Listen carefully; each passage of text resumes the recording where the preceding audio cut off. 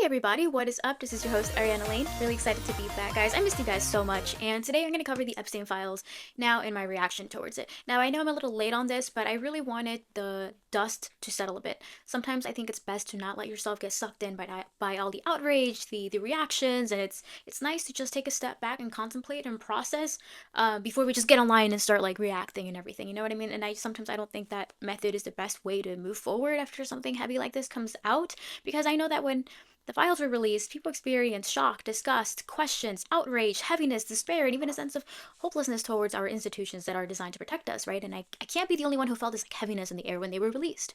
Now, I was not surprised by the content of it. If you were somebody that kept up with Pizzagate or knew about the Hillary Clinton emails back then, this is not a shock to you. However, it still deeply saddens me because I think it reveals not just the state of our elite, but the state of our country as a whole, okay? Because what was revealed at the top doesn't just exist in a vacuum, okay? It's simply, I think our elite are simply a part of an ecosystem of exploitation that transpires class, geography, technology, and culture. When we look at the Epstein files, when we're in the state of outrage, we ask who was involved, why aren't there arrests, is there a cover-up, we're having all these questions, right? And we react this way because we care about children, right? But I think in order to truly tackle child exploitation, we must also ask ourselves, what kind of culture allows this? What systems sustain it? Are we confronting symptoms instead of causes? And what gods are we worshiping in this country? And one powerful system that the American people participate in every day is the porn industry, okay? It's an industry that directly impacts and fuels trafficking, including child trafficking. It does not matter if you're consuming just adult porn, this industry fueled it.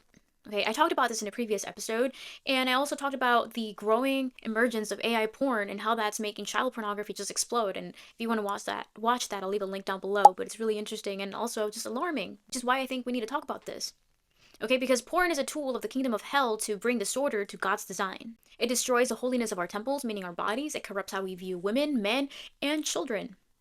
This is the same industry that purposely targets our children at younger and younger ages to get them hooked on their crap. Consumers of porn are complicit in advancing the same kingdom of evil that the elite are also advancing. So we're throwing stones at the elite while participating in the same demonic economy, okay, in the same demonic infrastructure. Now, why do I bring this up? I bring this up because if you look at Pornhub's reports, it reveals that the United States of America is the #1 consumer of porn.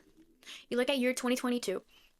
Who's the top consumer? The US. 2023, the US. Okay, 2024, the US. 2025, the US.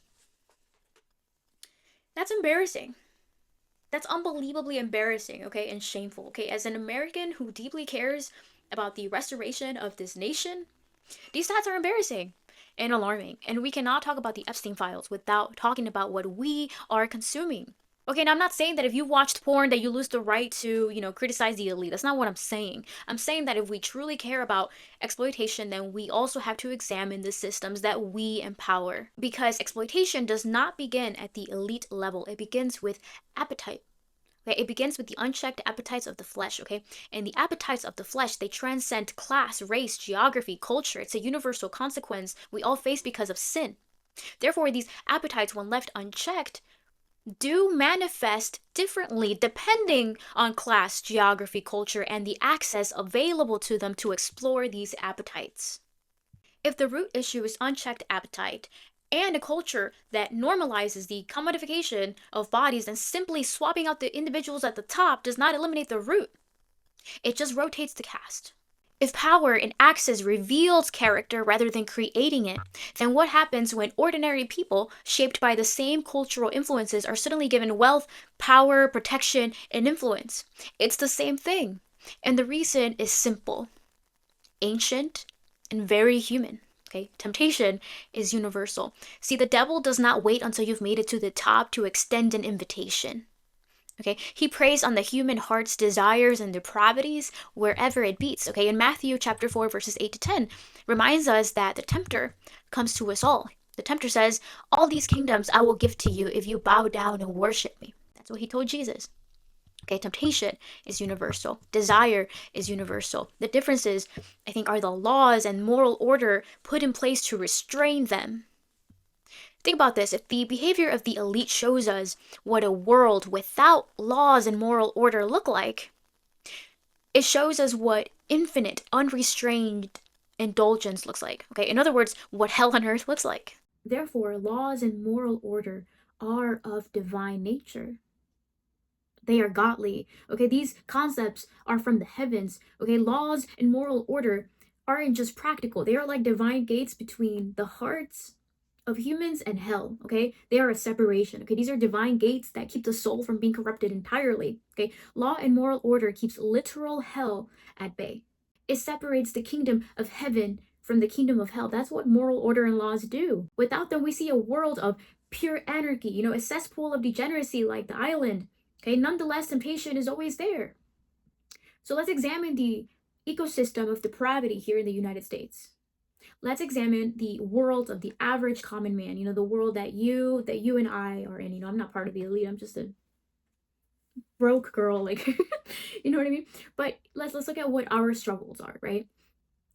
Okay, for the average common man, temptation whispers through a screen, seductive images, naked women online, endless pornography, gooning. You can watch videos of people being raped and trafficked without the legal consequences of participating in the raping or the trafficking. Okay, you're tempted by the thrill of the body and access.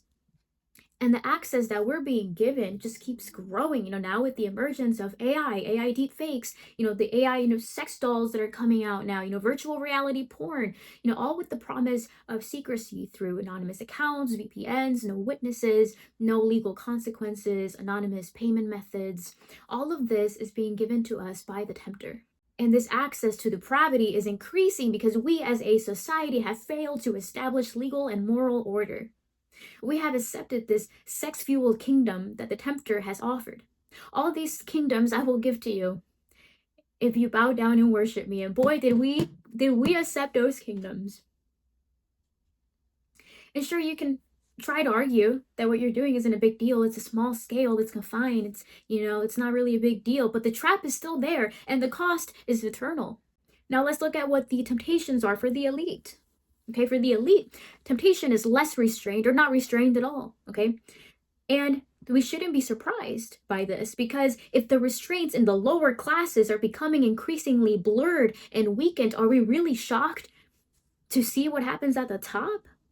See, the temptation of the elite are real bodies, models from all over the world, okay? Real access, real indulgence, private planes, invitations to private islands, unlimited indulgence with the promise of secrecy through private islands, legal immunity and influence, okay? The scale is greater, the stakes are higher, but what both scenarios of the common man and the elite have is the same cravings, okay? The same hollow heart.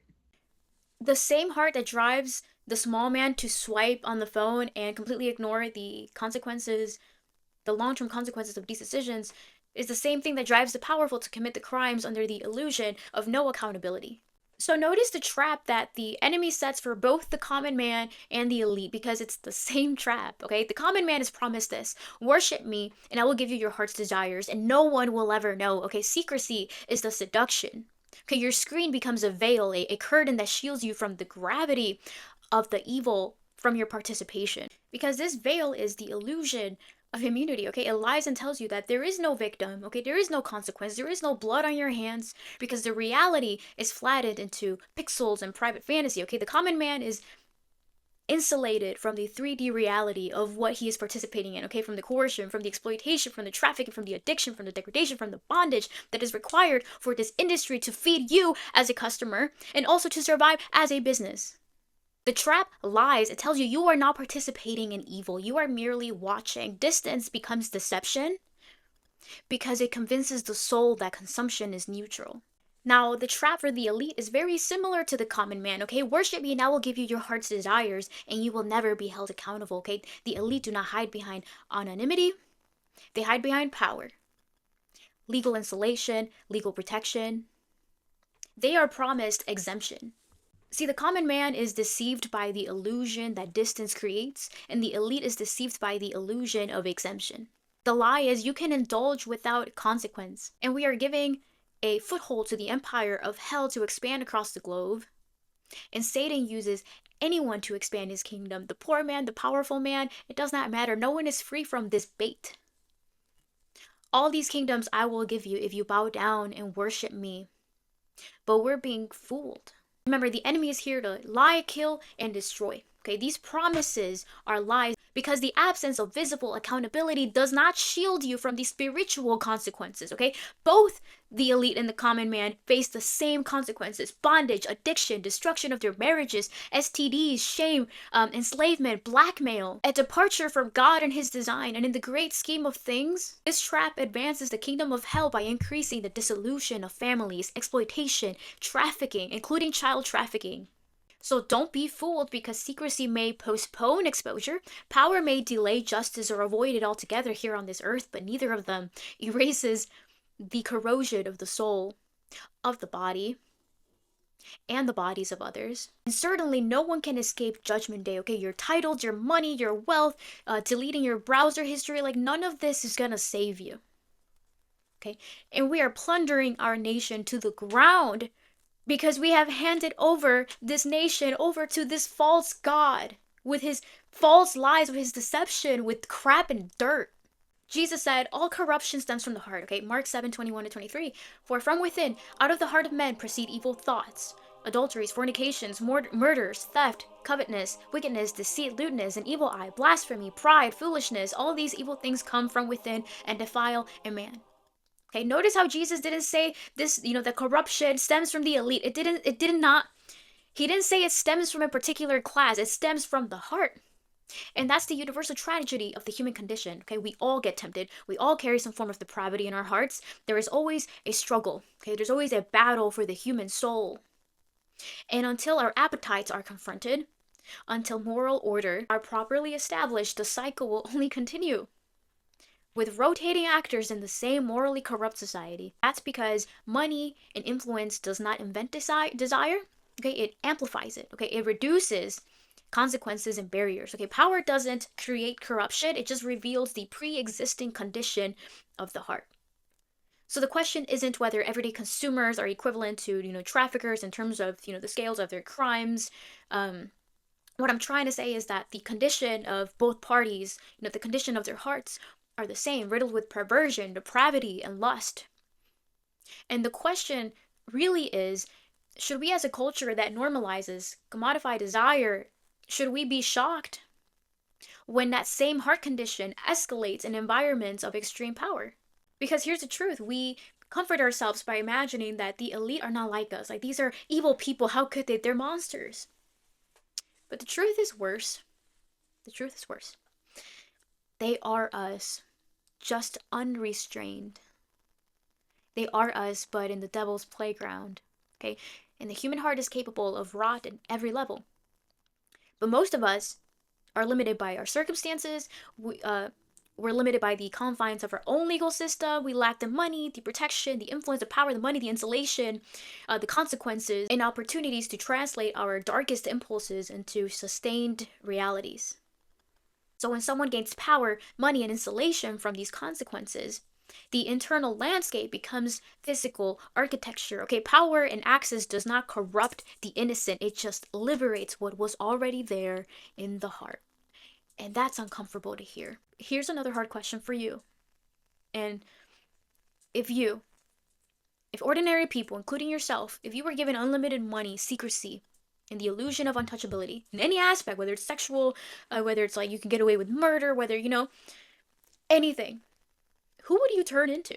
Do you think the human nature would suddenly become pure, that the top would suddenly, fix itself because we're bringing in ordinary people at the top?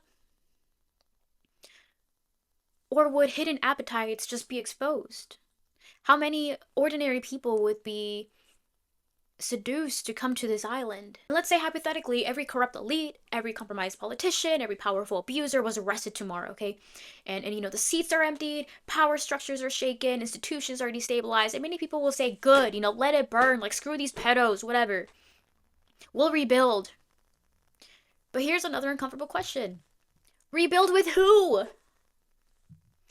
Because when these seats open up, they're not going to get filled with saints. They get filled by people from the same rotten culture. okay, from the same perverse society, the same rotten moral ecosystem, the same condition of the heart. So what was exposed in the Epstein files, the horror we experienced, take those files as a mirror, okay? So we can start to see the horror of what sexual immorality in our hearts looks like in its full expression, in its full manifestation outside of constraints, in the physical realm. Ladies and gentlemen, that is what hell on earth looks like. The kingdom of hell is already upon us. My point is this: if the entire system is rotten and if we refuse to examine the soil that it's growing from, then the collapse and the arrests of the people at the top, it's not going to save us and it's not going to do much. Because systems are built by people and people are formed by culture. If the culture remains disordered, porn-centered, the cycle doesn't disappear, only the faces of political seats change. So when we see scandals like the Epstein files, we shouldn't just ask, how could they? We should also ask, what kind of culture produces this? Because if lust, exploitation of children, dehumanization are normalized at a cultural level, then the elite abuse is not a glitch in the system. It's just what happens when disorder matures and gains power. So, if we want to restore order, it's not enough to punish the offenders. It's not enough. It means we must discipline our appetites. It means correcting our condition of our hearts. If we want to restore order, accountability doesn't just apply to the elite, it applies to ourselves. Because if we, ordinary people, cannot control our appetites, why would God appoint us to positions of power? If we are to battle in the marketplace, against the kingdom of hell, why would God appoint us? If this nation belongs to Satan, don't you think that's why he keeps appointing these deprived people at the top? So that he can continue to rule over this nation and expand his kingdom? So why are we cultivating a culture that sets our men up for failure? That sets them up for further bondage and blackmail when they reach positions of power? Shouldn't we cultivate a culture that fortifies the character of men so that they can withstand the lies of the enemy, so that our men can boldly declare no when Satan offers them all of his kingdoms, so that our leaders can actually do the right thing for this country and not be controlled by blackmail?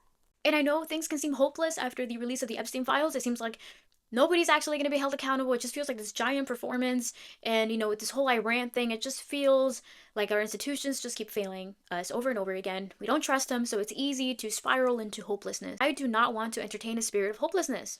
Okay, it may seem that we are powerless, but we're not. That's a lie of the enemy too, okay? Because we have the power to bring the kingdom of heaven here on earth. Remember, Jesus came to destroy the works of darkness and teach us how to do it. His life modeled that of discipline, control, and trust in God the Father. Okay, he left us an inheritance as sons and daughters of God. Okay, he taught us how to reject the kingdom of hell, so we don't have to live this way, guys. We don't have to live in this porn-infected, sex-obsessed, degeneracy-run program that we've been participating in. We can crush the serpent with our words, with our prayers. We can reestablish divine order and moral law. There is power in the individual, and therefore there's power in the collective.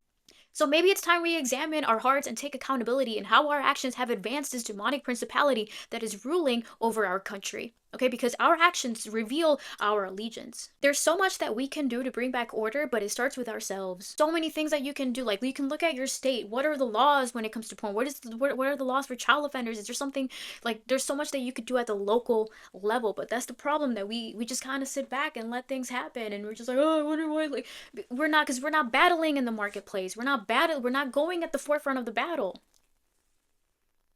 And the truth is, civilization is not destroyed by, a single moment, okay?